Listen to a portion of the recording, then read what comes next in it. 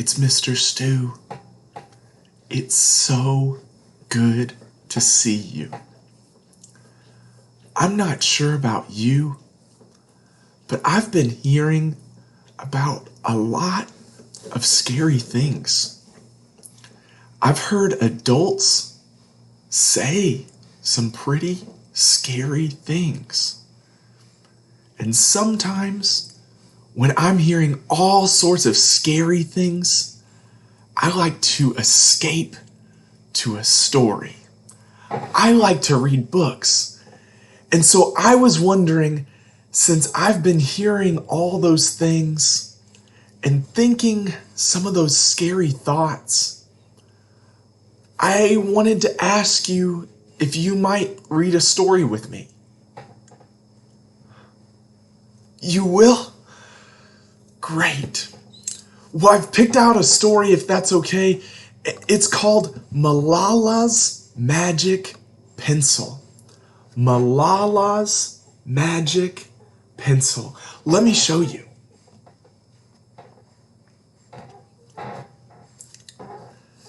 Here's the book, and it's by a wonderful woman named Malala Yousafzai. And it's illustrated, which means the pictures, those are drawn by a man and a woman who are married, and they drew these beautiful pictures together. So I thought if it was okay with you, we might read this story together and look at some of the beautiful pictures. Is that okay? Great.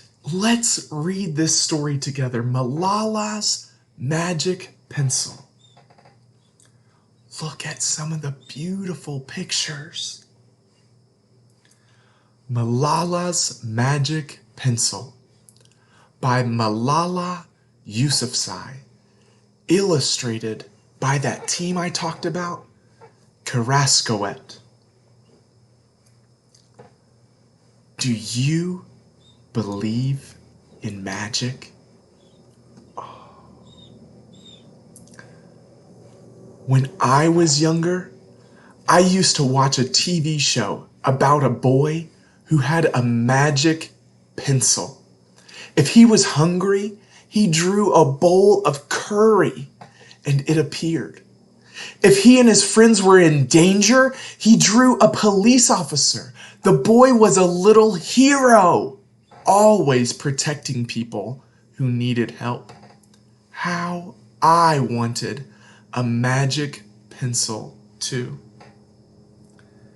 If I had a magic pencil, I would use it to put a lock on my door so my brothers couldn't bother me. Stop time so I could sleep an extra hour every morning and erase the smell of the trash dump near our house. And I would use it to make other people happy. I would draw the most beautiful dresses in the world for my mother. The best buildings in the valley for my father, so he could open many schools where children would study for free. A proper ball, so my brothers and I no longer had to play with old sock stuffed with rubbish. Every night, before I went to bed, I wished for a magic pencil of my own. And every morning, I would wake up and check my cupboard, but the magic pencil was never there.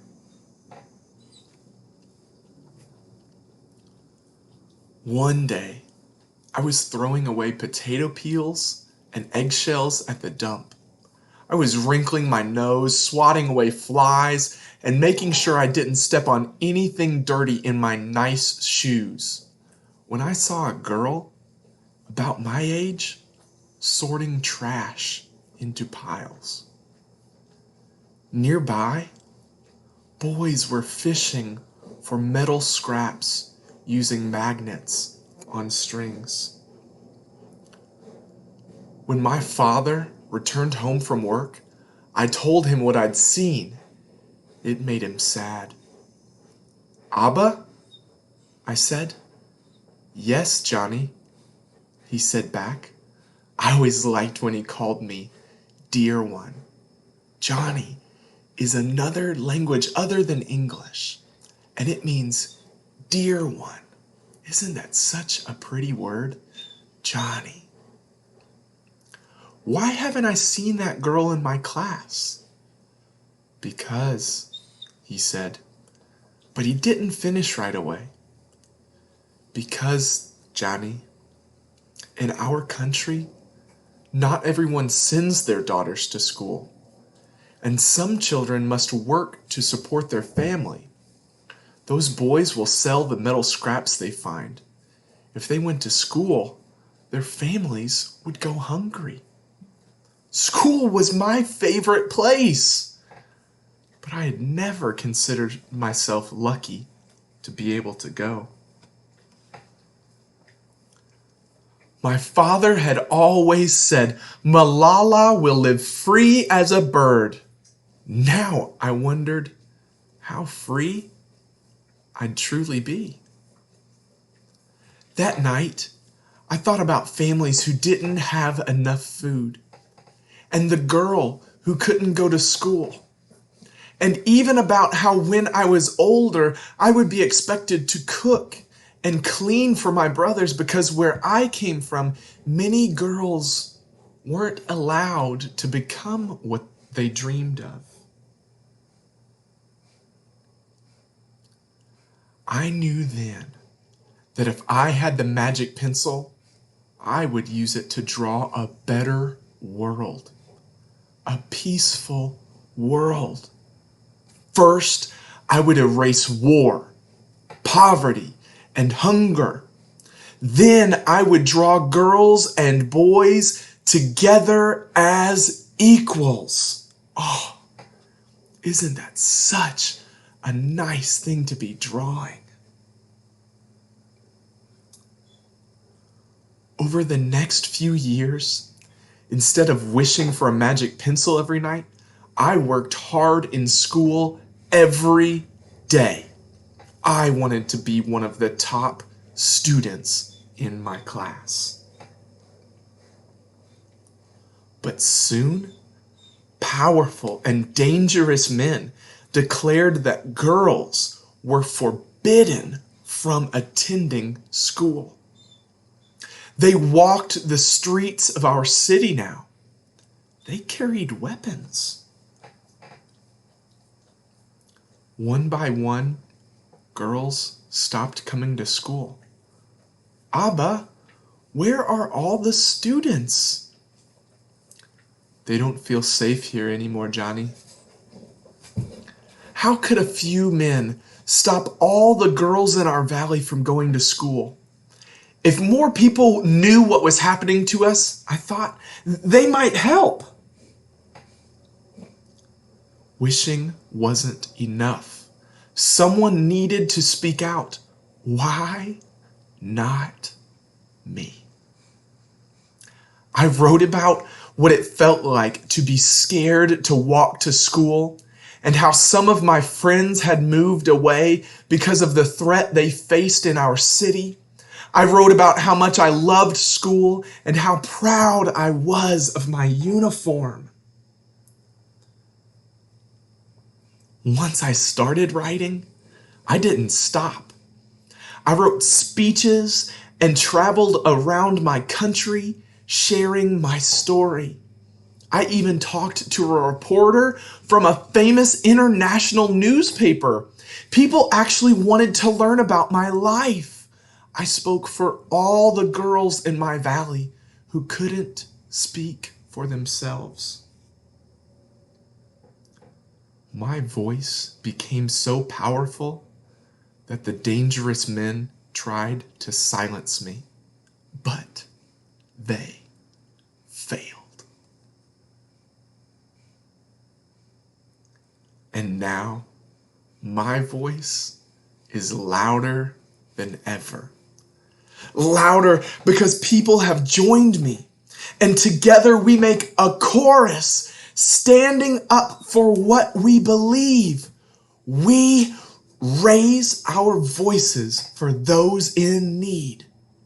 Help people even in danger, even if they are an ocean away. Think of the world as a family. Do you still believe in magic? I do. I wrote alone in my room, but people all over the world were reading my story. Millions now know it and help me spread my message of hope. I had at last found the magic I was looking for in my words and in my work. I am Malala. I have always wished I could make the world a more peaceful place. And every day I work to make my wish come true. One child, one teacher, one book, and one pen can change the world. And there's a letter from Malala. It says this: "Dear friend, as a child, I used to watch a TV show called Shaka Laka Boom Boom. It was about a boy named Sanju who could make anything real by drawing it with a magic pencil he found. Sanju and his friends were always getting into trouble, and the magic pencil would help them get out of it. But my early childhood was mostly trouble-free. I grew up in the beautiful Swat Valley in northwest Pakistan, the sister of two cheeky little brothers and the only daughter of a resilient mother and inspiring father who was a school principal. Trouble came to my valley when I was 10 years old, and girls were forbidden from going to school. At first, I thought, what can I do? I'm just a child. As I watched my father speak out for girls' education, I realized I had a voice too, and I wanted to use it. I believed then, as I believe now, that all children should have access to education. When we are young, we feel powerless. We rely on adults to do the serious work. However, when real danger threatened my right to go to school, I felt stronger than ever, and I found power in my voice. Once I wished for Sanju's magic pencil. Now I know that when you find your voice, every pencil can be magic. I hope that my story inspires you to find the magic in your own life and to always speak up for what you believe in. Magic is everywhere in the world, in knowledge, in beauty, in love, in peace. The magic is in you, in your words, in your voice.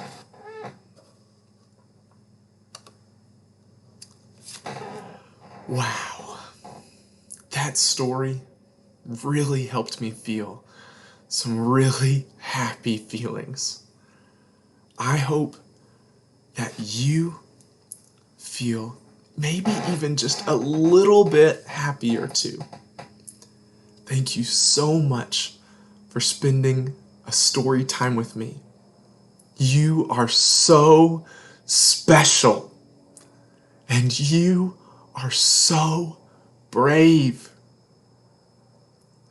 You can change the world. Share the love. Bye-bye.